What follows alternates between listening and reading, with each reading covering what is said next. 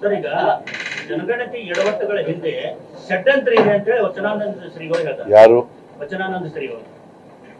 ಎಡವಟ್ಟುಗಳ ಅಲ್ಲಪ್ಪ, ನಾನು ಅದಕ್ಕೆಲ್ಲ ಈ ಷಡ್ಯಂತ್ರ ಗಿಡ್ಯಂತ್ರ ಇದೆ. ಹಾಗಾದ್ರೆ ಕೇಂದ್ರ ಸರ್ಕಾರ ಜಾತಿ ಗಣತಿ ಮಾಡಿದ್ರೆ ಅಲ್ಲೂ ಷಡ್ಯಂತ್ರ ಇದೆಯಾ? ಅಲ್ಲಪ್ಪ, ಅಲ್ಲ, ನಿನ್ ಕೇಳ್ತಾ ಇದ್ದೀನಿ, ಅಲ್ಲಿ ಷಡ್ಯಂತ್ರ ಇದೆಯಾ? 1931ನೇ ಇಸ್ವಿನಲ್ಲಿ ಜಾತಿ ಗಣತಿ ನಿಲ್ಲಿಸ್ಬಿಟ್ರು. ಈಗ ಕೇಂದ್ರ ಸರ್ಕಾರದವರು ಜಾತಿ ಗಣತಿ ಮಾಡ್ತೀವಿ ಅಂತ ಹೇಳಿದ್ದಾರೆ. ಅಲ್ಲಿ ಷಡ್ಯಂತ್ರ ಇದೆಯಾ ಅಂತ ಹೇಳ್ಬೇಕಾ? ಆರಂಭ ಆಗ್ಲಿ ಇಲ್ಲಿ 2028ಕ್ಕೆ ಆಗ್ಬೇಕಲ್ರಿ. ಸುಮ್ನೆ ಏನೋ ಮಾತಾಡ್ಬೇಕು, ಪ್ರಶ್ನೆ ಕೇಳಬೇಕು ಅಂತ ಪ್ರಶ್ನೆ ಕೇಳಕ್ ಹೋಗ್ಬಾರ್ದು. ನಿಮ್ಗೆ ಏನ್ ಗೊತ್ತಾಗಲ್ಲ, ಮಾಡಲ್ಲ, ಸುಮ್ನೆ ಇರಿ. ಈ ಒಂದು ಸಮೀಕ್ಷೆಗೆ ಲಿಂಗಾಯತ ಸಚಿವರು ಕೂಡ ವಿರೋಧ ವ್ಯಕ್ತಪಡಿಸಿದ್ದಾರೆ. ಎಲ್ಲಿ ಯಾರು ವಿರೋಧ ಮಾಡ್ತಿಲ್ಲ. ಸಮೀಕ್ಷೆಗೆ ಯಾರು ವಿರೋಧ ವ್ಯಕ್ತ ಮಾಡಿಲ್ಲ. ಸಮೀಕ್ಷೆಗೆ ಯಾರು ವಿರೋಧ ವ್ಯಕ್ತ ಮಾಡಿಲ್ಲ.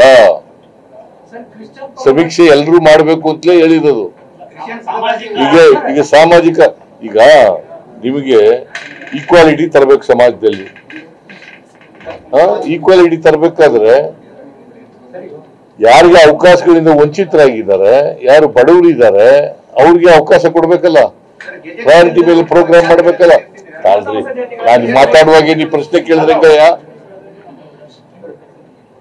ನಾನು ಮಾತಾಡ್ತಾ ಇರುವಾಗ ಉತ್ತರ ಕೊಡ್ತಾ ಇರುವಾಗ ಪ್ರಶ್ನೆ ಕೇಳಿದ್ರೆ ನಿನ್ಗೆ ಉತ್ತರ ಕೊಡಲ್ಲ, ಇವ್ರಿಗೆ ಉತ್ತರ ಕೊಡ್ಲ ಇರು. ಅದರಿಂದ ಇದು ಆರ್ಥಿಕ ಪರಿಸ್ಥಿತಿ ಗೊತ್ತಾಗಬೇಕು, ನಿಮ್ದು ಸಾಮಾಜಿಕ ಪರಿಸ್ಥಿತಿ ಗೊತ್ತಾಗಬೇಕು, ನಿಮ್ದು ಶೈಕ್ಷಣಿಕ ಪರಿಸ್ಥಿತಿ ಗೊತ್ತಾಗಬೇಕು, ನೀವು ಕೆಲಸದಲ್ಲಿ ಇದೆಯಾ ಇಲ್ವೋ ಅಂತ ಗೊತ್ತಾಗಬೇಕು, ನಿಮ್ಮ ಜಮೀನು ಇದೆಯಾ ಇಲ್ವೋ ಅಂತ ಗೊತ್ತಾಗಬೇಕು. ಅದಕ್ಕೋಸ್ಕರ ಈ ಸರ್ವೆ ಮಾಡ್ತಾ ಇರೋದು. ಅದು ಇರ್ತದ್ರಿ. ಈಗ ನೀನು ನಿನ್ ಜಾತಿ ನಿನ್ ಮನೆಗೆ ಬರ್ತಾರೆ, ನೀನು ಯಾವ ಜಾತಿಯವನು ಯಾವ ಧರ್ಮದವನು ಅಂತ ಹೇಳ್ತೀಯ. ನೀನ್ ಜಾತಿ ಗೊತ್ತಾಗಲ್ವಾಗ ನನ್ಗೆ? ಹಾಗಾದ್ರೆ ಗೌರ್ಮೆಂಟ್ ಆಫ್ ಇಂಡಿಯಾ ಜಾತಿ ಸಮೀಕ್ಷೆ ಮಾಡ್ತಾರಲ್ಲ, ಅವ್ರೇನಂತೆ? ಹೌದಪ್ಪ, ಏನ್ ನಿನ್ ಸಮಸ್ಯೆ ಏನು? What is your problem?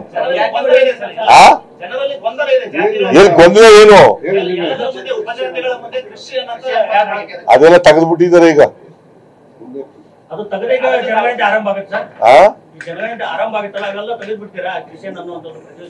ಯಾವುದು? ಏನ್ ನಾನೆಲ್ಲ ಕೊಡೋನು. Permanent backward class commission is a statutory body. ನಾವು ಇಂಟರ್ಫಿಯರ್ ಆಗಕ್ಕಾಗಲ್ಲ, ಹಿಂಗೆ ಮಾಡಿ ಅಂತ ಹೇಳಕ್ಕಾಗಲ್ಲ. ಅವ್ರಿಗೆ ಗೈಡ್ಲೈನ್ಸ್ ಕೊಟ್ಟಿದೀವಿ, ಗೈಡ್ಲೈನ್ಸ್ ಪ್ರಕಾರವಾಗಿ ಮಾಡಿ ಅಂತ ಹೇಳಿದೀವಿ ಅಷ್ಟೇ.